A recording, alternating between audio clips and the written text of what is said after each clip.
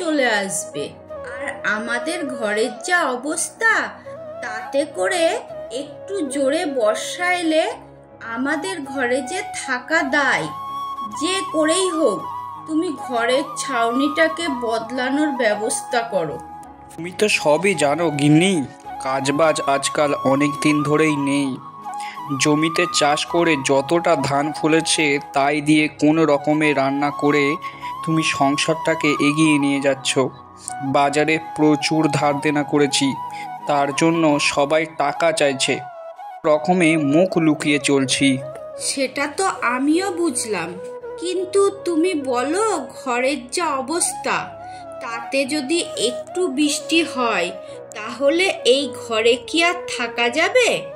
আচ্ছা দেখছি, মালিকের কাছে অনেকগুলো টাকা পাবো, যদি সেগুলো একসাথে দিয়ে দেয় তাহলে নিশ্চয়ই একটা ব্যবস্থা করব।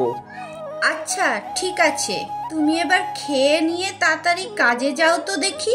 রান্না করেছো? নিয়ে আসো তো, খুব খিদে পেয়েছে। তুমি বসো, আমি তোমাকে খেতে দিচ্ছি।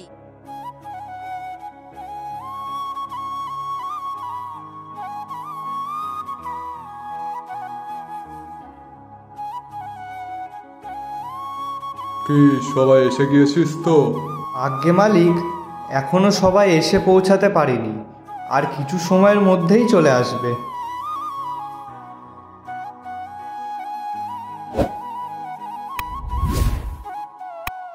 আরে রমেশ যে, এসেছিস তাহলে?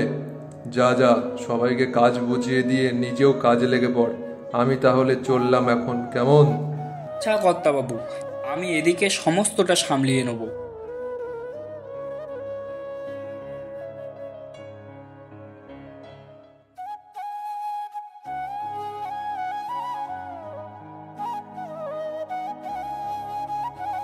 কি রে রমেশ, তুই এখন কি মনে করে এলি? আগে কর্তা, আমার আজকের কাজের টাকাটা নেওয়া হয়নি, টাকাটা খুবই দরকার ছিল, তাই এলাম আপনার কাছে। রমেশ, আজ কাজ কতটা এগোলো? এই তো আর কয়েকটা কাজ করলেই হয়ে যাবে। আচ্ছা আচ্ছা, ঠিক আছে, তাই হোক।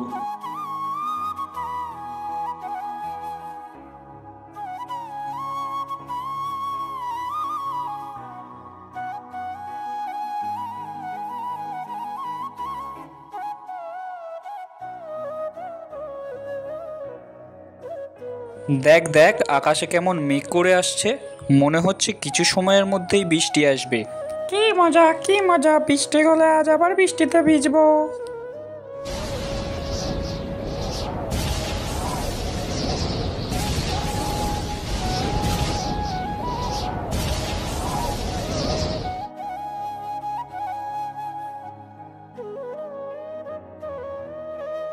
তোমাকে কতবার করে বলবো, এবার ঘরের চালটা সারাও, বৃষ্টির দিনে ঘরে থাকা যায় না। আচ্ছা গিন্নি, বৃষ্টিটা থামুক, আমি বাজারে গিয়ে ছাউনি মেরামত করার জিনিস কিনে আনবো।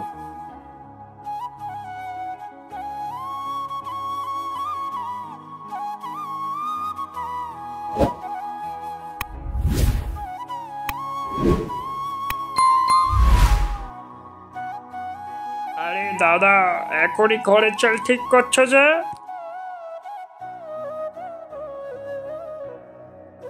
কি করবে বলো, চালটাও খারাপ হয়ে গেছে, কাল সারা রাত বৃষ্টি হওয়ায় জল গায়ে পড়েছে, তাই আর কি ঘরের ছাউনিটা ঠিক করছি। তা তুমি ঠিকই করেছো, আমার ঘরটা আবার একই অবস্থা।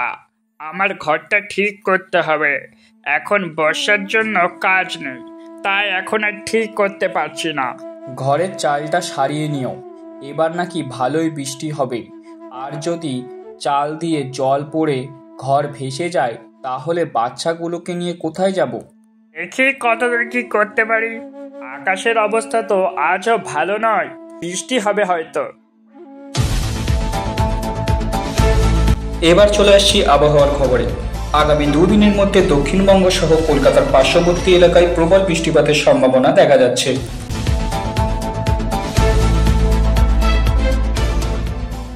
আমার তো ধান কাটা হয়েই গেছে, কিন্তু বাকি লোকেদের তো হয়নি। তাহলে তো আমার খুবই ক্ষতি হয়ে যাবে দেখছি। দাদা, এই ব্যাপারটা তো সবাইকে জানানো দরকার। হ্যাঁ হ্যাঁ, এখনো তো গ্রামের প্রায় অর্ধেক লোকেরই আমার মতনই ধান কাটা হয়নি। তাহলে খবরটা তাড়াতাড়ি সকলকে জানিয়ে দেওয়া হোক, নইলে যে সবাইয়ের ফসল নষ্ট হয়ে যাবে। কই গো, সবাই তাড়াতাড়ি এসো। খবরে শুনলাম আগামী দুদিনের মধ্যে নিম্নচাপ শুরু হবে। আমাদের গ্রামের প্রায় সকলেরই তো ধান কাটা হয়নি, ফলে ফসল নষ্ট হয়ে যাবে। তোমরা তাড়াতাড়ি করে ফসলগুলো গোটাবার ব্যবস্থা করো। সে কি গো দাদা, আমার যে এখনো প্রায় বিঘেখানিক ধান কাটতে বাকি। এক হাতে কি আর একদিনের মধ্যে ধান কাটতে পারবো? সবাই তো আছে, ফসলগুলো সবাই মাঠে জোন দিয়ে হলেও কাটিয়ে নাও, নইলে যে নষ্ট হয়ে যাবে। হ্যাঁ হ্যাঁ দাদা, আমি আজই ধান কাটার লোক দেখছি।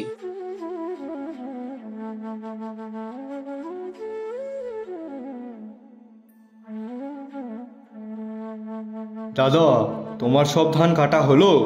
না দাদা, এখনো পুরো ফসলটা গুছিয়ে উঠতে পারিনি। আমার মনে হয় এই ফসলটুকু নষ্ট হয়ে যাবে।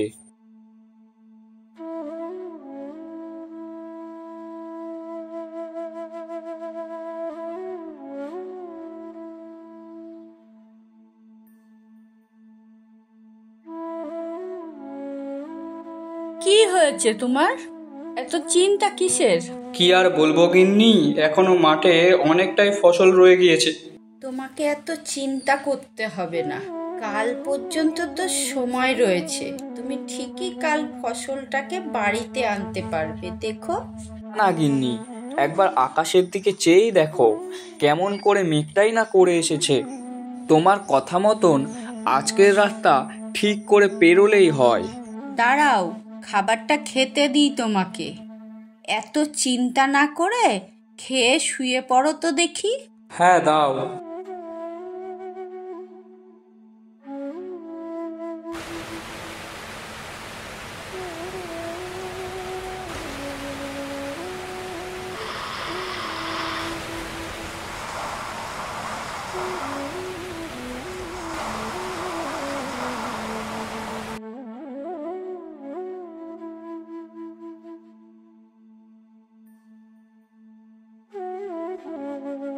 হায় হায়, এ কি হলো?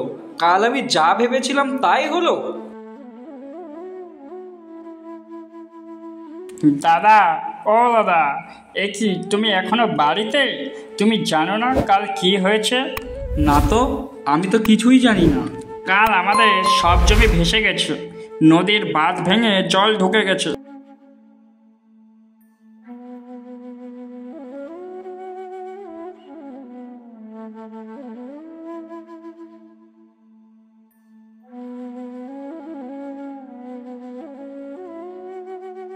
স্বপন, স্বপন, কোথায় গেলি রে?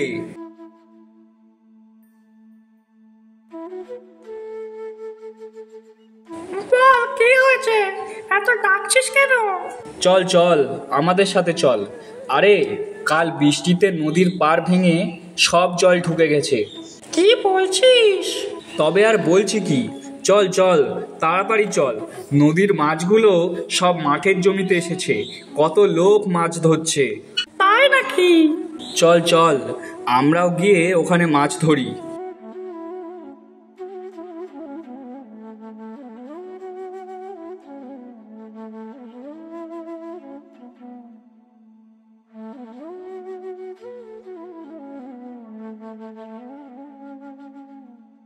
নে নে, আর দেরি করিস না, তাড়াতাড়ি কর।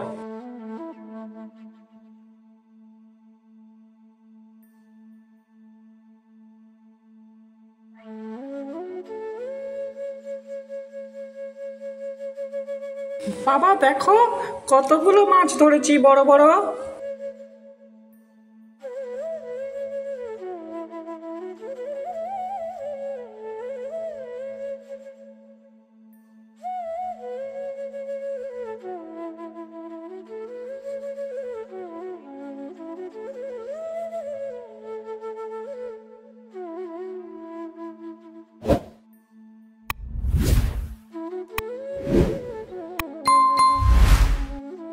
কয়েকদিন ধরে যেভাবে বৃষ্টি হচ্ছে তাতে মনে হচ্ছে বন্যা হয়ে যাবে। আমাদের আশেপাশের গ্রামের মাঠগুলো সব জলের তলায় চলে গেছে। হ্যাঁ গো, নদীর জল যেভাবে গ্রামে আস্তে আস্তে ঢুকছে তাতে মনে হচ্ছে বন্যা হয়ে যাবে। আর বন্যা হলে তো বিপদের শেষ থাকবে না গো। ওইদিকের ওই গ্রামগুলোতে এখনই শোনা যাচ্ছে জল জমে গেছে। হলে আর কি করা যাবে, ঈশ্বরের উপর তো কারোর হাত নেই। সে যদি না চায় তাহলে তো হবেই। আমরা কি বন্যার জন্যে অপেক্ষা করব নাকি? বন্যার সময় খাওয়ার জন্য তো একটা ব্যবস্থা করতে হবে নাকি? কি আর ব্যবস্থা করব বলো? তোমার মাথায় কোনো বুদ্ধি আছে? যদি থাকে তাহলে আমাকে বলো। হ্যাঁ, তবে এটাই করি চলো। মনে হচ্ছে তোমার বুদ্ধি ঠিক কাজে লেগেই যাবে।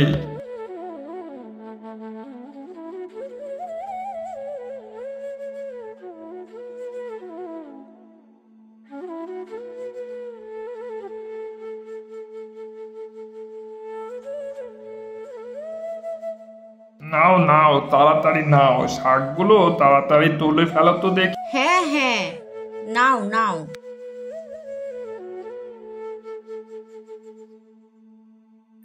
হে ঈশ্বর, কি যে হবে এবার? এ তুমি কোন পরিস্থিতিতে ফেললে আমায়? এরকম তো আগে কোনোদিনও হয়নি। মা, আমার খিদে পেয়েছে। এবার যে কি হবে? ঘরে তো খাবার পর্যন্ত নেই।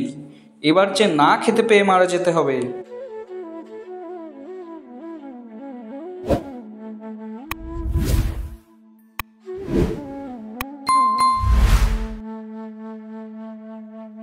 গিন্নি, আমরা চলে এলাম আমাদের মতো, কিন্তু গ্রামের সকলে তো এখনো জলের মধ্যেই রয়েছে। কিন্তু তুমি একা একা কি করবে বলো তো? দেখি, আমি না হয় একবার যাই, গিয়ে এক এক করে সকলকে উদ্ধার করে আনার চেষ্টা করি।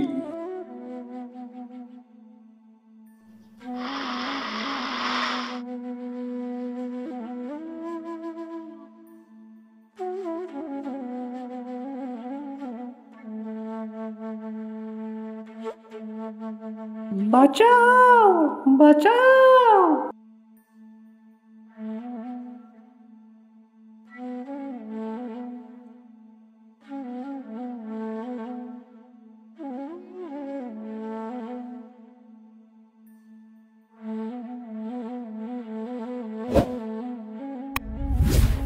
ওখানে গ্রামের আরো অনেকে আছে যারা আমার মতো সাঁতার কেটে আসতে পারছে না। তাই নাকি?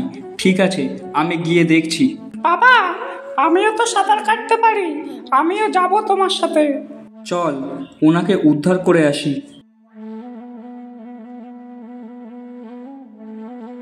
বাবা, ওই দেখো, এক বুড়িমা বাড়ির মাথায় বসে আছে। উনি আমাদের কাছে সাহায্য চাইছে।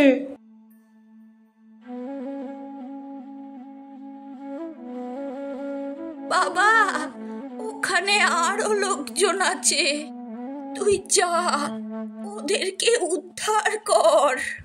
আহা, এই বৃষ্টির দিনে যদি একটু খিচুড়ি আর কচু শাক রান্না করে খাওয়া যেত তবে একেবারে জমে যেত। হরি, এই হরি, কোথায় গেলি রে? এদিকে আয়। এই বৃষ্টির দিনে যদি একটু খিচুড়ি আর কচু শাক করতে পারতাম তাহলে কর্তা খুশি হতেন, কিন্তু কি আর করব, বন্যার জন্য বাজার ডুবে গেছে, ঘরে তো কিচ্ছুটি নেই। না, হরিটা যে কোথায়? কখন থেকে ডাকছি হরিটাকে, মোটেই আসছে না। এই হরি, তাড়াতাড়ি এদিকে আয়। আরে কর্তা ডাকছে মনে হচ্ছে, যাই যাই দেখি, সকাল সকাল আবার কি বলছে।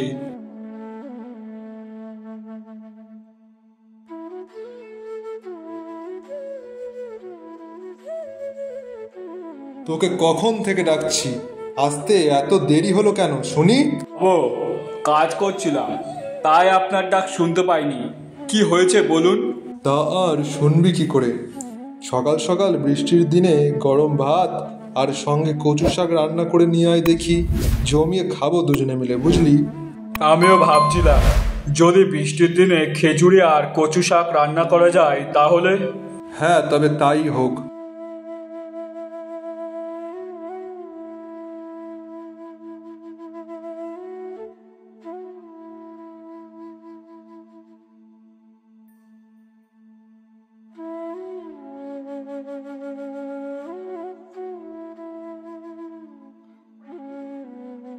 কর্তামশাই, মনে হচ্ছে কচু শাক আমি রান্না করতে পারবো না। সে কি কথা, পারবি না কেন? হ্যাঁ, কেমন করে করব বলুন? ঘরে তো কচু শাক নেই, তাহলে কেমন করে রান্না করব বলুন? আরে ঘরে নেই তো কি হয়েছে, বাজারে যা, গিয়ে কিনে নিয়ে আয়। আমার খুব খেতে ইচ্ছে হয়েছে। না কর্তামশাই, সেটাও করা যাবে না। সে কি, সেটাও করা যাবে না কেন হরি? আপনি কচু শাক দেখছেন? আরে বাজারই তো নেই, বন্যায় সব ডুবে গেছে। ডুবে গেছে মানে? বাবু, বাজারের দিকটা তো খুবই নিচু এলাকা, নদীর জল ঢুকে গেছে। বলিস কি রে, আমি তো এইসবের কিছুই জানি না। আজকে আমি সকালে আসবার সময় দেখছিলাম বাজারের দিকটা ডুবে গেছে।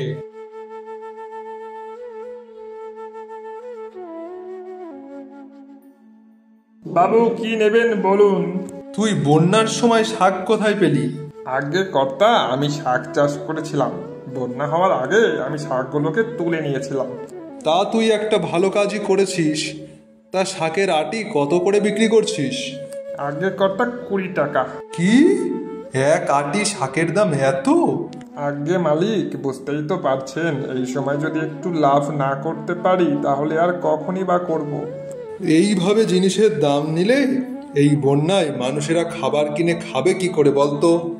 আচ্ছা বাবু, আপনি যখন বলছেন তাহলে আমি শাকের দাম সকলের থেকে কম করেই নেব। বেশ বেশ, এ তো খুবই ভালো কথা। তুই তাহলে আমাকেও 2 আটি কচু শাক দিয়ে দে।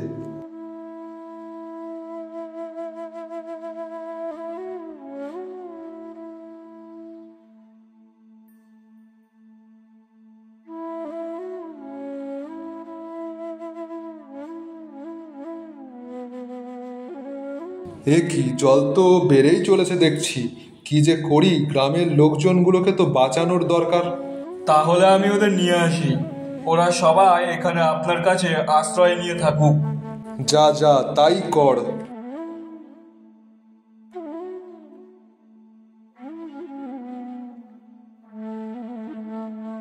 কোথায় গেলে সবাই?